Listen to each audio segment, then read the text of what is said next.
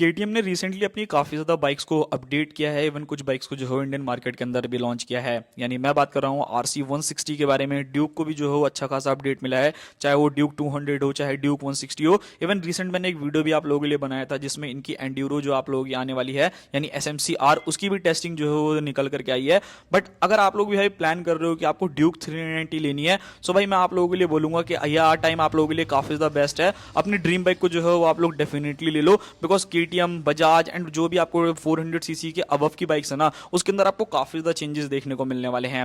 वो क्यों मिलने वाले हैं? सबसे पहली चीज, आप लोगों को ये न्यूज बिल्कुल अच्छे तरीके से पता होगी। इवन अगर आप लोगों में से बाइक खरीदी भी होगी तो काफी लोगों को पता चल गया होगा। यहाँ पर जो गवर्नमेंट है भाई, वो आप लोगों के लिए जितनी भी 350 सीसी से नीचे की बाइक्स हैं उसके ऊपर सिर्फ और सिर्फ 18% जीएसटी देना पड़ रहा है। बट जैसे ही ये सीसी एक सीसी भी बढ़ रहा है ना, यानी कि अगर 351 सीसी की भी बाइक है सो उसके ऊपर डायरेक्टली आपको 40% तक एक्स्ट्रा पैसे जो है वो पे करने पड़ेंगे। अब इंडियन बायर जो है भाई, उनको पता ही है, मतलब इंडियन ब्रांड को भी पता है एंड इंडियन जो लोग हैं उनको भी पता है कि भाई जब मुझे सस्ती बाइक मिल रही है तो मैं क्यों ना दूसरी ब्रांड की तरफ चला जाऊं। अब देखो, डायरेक्टली फायदा तो यहाँ पर जो है आप लोगों की रॉयल एनफील्ड हो गई, एसडी हो गई, टीवीएस हो गई, इनको तो दबा के हुआ है। ऐसा क्यों कह रहा हूं? बिकॉज अगर आप हंटर को देखोगे उसके अंदर 349 सीसी का इंजन है। एक सीसी इंजन छोटा होने की वजह से इस बाइक की प्राइस जो है वो काफी ज्यादा कम है। जावा एसडी को देखोगे तो उसके अंदर आपको इतना बड़ा इंजन नहीं मिलता। टीवीएस को अगर आप लोग देखोगे तो उनके पास 312 सीसी का या 300 सीसी का ही इंजन है, जिसकी वजह से उनके लिए ये चीजें जो है प्लस पॉइंट है। एंड केटीएम की जो सेल्स फिगर पे भी कहीं ना कहीं असर जो है ऑब्वियसली डालेगी। आप जब देखोगे कि भाई मेरे को 390 जो है वो काफी ज्यादा कॉस्टली पड़ रही है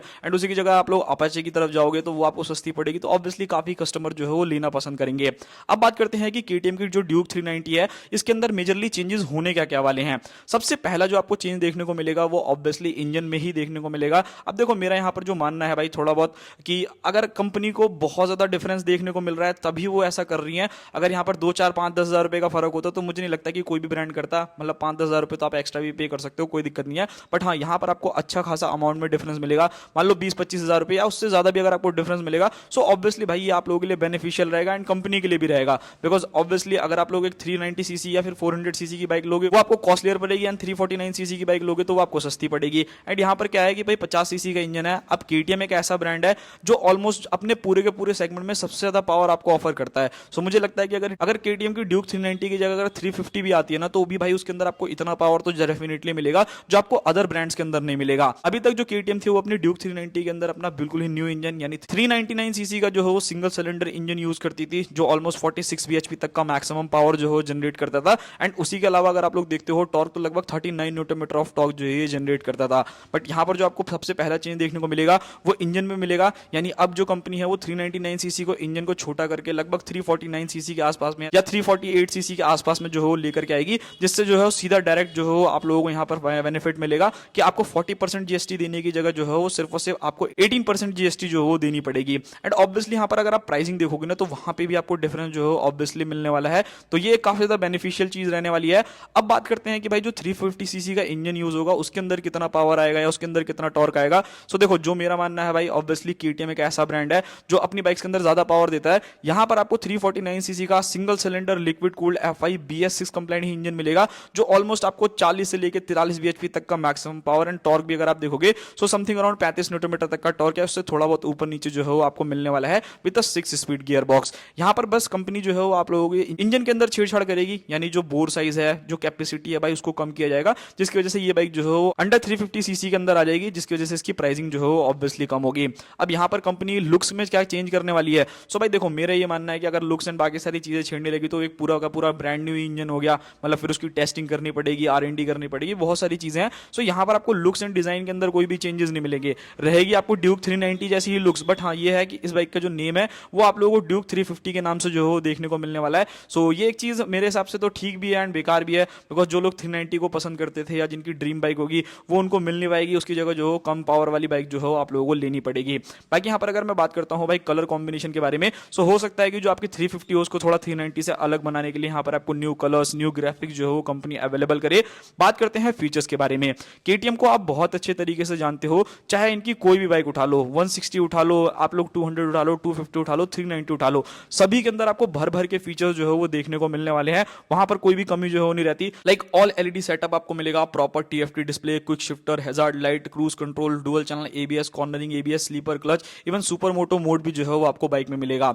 अब यहाँ पर काफी लोगों का ये सवाल होगा कि क्या केटीएम जो है वो अपनी ड्यूक 390 को डिसकंटिन्यू कर देगा या वो भी आएगी। सो देखो प्राइसेस में बहुत ज़्यादा डिफरेंस नहीं रहेगा, तो इसलिए ऑब्वियसली कंपनी जो हो अपनी, ऐसा तो है नहीं कि 350 सीसी का इंजन भी देगी एंड 400 सीसी का भी इंजन देगी, सो वो एक ही इंजन को यूज करेगी। सो यहाँ पर तो कंफर्म है कि भाई जो ड्यूक 390 है उसको डिसकंटिन्यू कर दिया जाएगा। यहाँ पर एक प्लस पॉइंट जो है वो केटीएम को जरूर होने वाला है। क्यों होने वाला है? आप लोगों को पता होगा कि इंडियन मार्केट के अंदर ना ट्विन सिलेंडर इंजन जो है वो काफी ज्यादा पॉपुलर हो रहे हैं। लाइक यामाहा ने अपनी R3 MT-03 को लॉन्च किया, एप्रिलिया ने अपनी RS457 को लॉन्च किया, टुआनो को लॉन्च किया, एंड ये न्यूज तो आप लोगों को डेफिनेटली पता होगी कि केटीएम जो है वो अपनी 450 सीसी के अंदर ट्विन सिलेंडर मशीन लेकर के आ रहा है। सो मुझे लगता है कि काफी अच्छा ऑप्शन रहेगा। लाइक 350 सीसी जिनको अपने अंडर बजट जो हो बाइक चाहिए, ठीक ठाक परफॉर्मेंस चाहिए, ठीक ठाक पावर चाहिए, आप ऑफकोर्स इसकी तरफ जा सकते हो। बट जैसे ही आप लोग चाहोगे कि नहीं यार मेरे को थोड़ी और हायर सीसी की बाइक चाहिए, सो वहां पर अगर आपको 450 सीसी का ट्विन सिलेंडर इंजन मिल जाए तो ये तो एक प्लस पॉइंट हो जाएगा ना। इवन उसकी भी बहुत सारी न्यूज निकल करके आई है, मतलब ऑलमोस्ट काफी हद तक कंफर्म है। तो अगर आप लोग चाहते हो कि मैं उसके ऊपर वीडियो लेकर के आऊं, सो उसके लिए आप मुझे कमेंट कर देना, तो भाई मैं आप लोगों के लिए पूरी जो वीडियो बना दूंगा बाकायदा प्रूफ के साथ। जो बड़े बड़े जो ऑफिशियल्स हैं भाई उनसे ये जो न्यूज निकल करके आई है, अगर आप चाहते हो कि केटीएम जो है कौन कौन सी बाइक लेकर के आ रहा है तो उसके ऊपर मैं आप लोगों के लिए वीडियो जरूर बना दूंगा। अब बात करते हैं कि क्या केटीएम की जो ड्यूक 390 है उसके अंदर इतनी सारी चीजें अच्छी मिलती थी, क्या वो 350 में मिलेगी? सो यहाँ पर आपको कोई भी चेंजेस नहीं मिलेगा। टायर, ब्रेक, सस्पेंशन, ये सभी की सभी चीजें जो हैं वो एक्जैक्टली सेम रहेगी जैसा आपको अभी ड्यूक 390 के अंदर मिलता है। यानी कि टायर्स अगर आप देखोगे तो अपोलो अल्फा H1 110 70 17 इंचेस के आपको फ्रंट में टायर, 150 60 70 इंचेस के जो है वो आप लोगों को रियर में टायर मिलेंगे। सो यहाँ पर टायर में कोई भी कॉम्प्रोमाइज नहीं है। ब्रेकिंग सिस्टम के बारे में बात की जाए तो यहाँ पर आप लोगों को जो ब्रेकिंग देखने को मिलेगी 320 mm की जो हो डिस्क मिलने वाली है एंड 240 mm की जो हो रियर डिस्क। अच्छा एक और चीज आप लोगों ने देखी होगी, अभी रिसेंटली जो हो ड्यूक 250 जो हो इंडियन मार्केट के अंदर लॉन्च हो गई है। ड्यूक 390 जो थी, जो इंटरनेशनल स्पेक्स था भाई उसके अंदर ना WP के जो हो ब्रेकिंग सिस्टम यूज किया जा रहा है। सो हो सकता है कि जो 350 हो उसके अंदर आपको WP के जो हो ब्रेक कैलिपर्स देखने को मिले। सो ये एक चीज जो मेरे को लगता है कि ब्रेकिंग को और ज्यादा इनहेंस कर देगी। सस्पेंशन के बारे में बात की जाए तो USD सस्पेंशन जो कि WP अपेक्स के मिलने वाले हैं फ्रंट के अंदर, एंड अगर आप रियर में जाओगे तो वहां पर आप लोगों को जो है मोनोशॉक एब्जॉर्बर्स मिलेगा एंड फुल्ली एडजस्टेबल सस्पेंशन का सेटअप जो है वो रहने वाला है। सो ये काफी ज्यादा बढ़िया चीज है। अब आते हैं मेन प्राइसिंग के बारे में कि भाई प्राइसिंग में आपको क्या क्या डिफरेंस जो है देखने को मिलेगा एंड इवन इंडियन मार्केट के अंदर लॉन्च डेट कब है। सबसे पहली चीज, अगर आप अभी वाली ड्यूक 390 को देखते हो तो लगभग 3,50,000 रुपए के आसपास में जो वो कॉस्ट करती है। अब 3,50,000 रुपए में अगर आप लोग आराम से डिवाइड करोगे, लगभग 22% जो हो घटा दोगे, सो भाई अच्छा खासा डिफरेंस जो हो आप लोगों को देखने को मिलने वाला है। मैं कह रहा हूं अगर 30,000 रुपए का भी डिफरेंस है तो भाई वो कहीं ना कहीं ह्यूज डिफरेंस है। सो आप लोग इजीली जो हो 349 सीसी वाली ड्यूक भी जो हो ले सकते हो।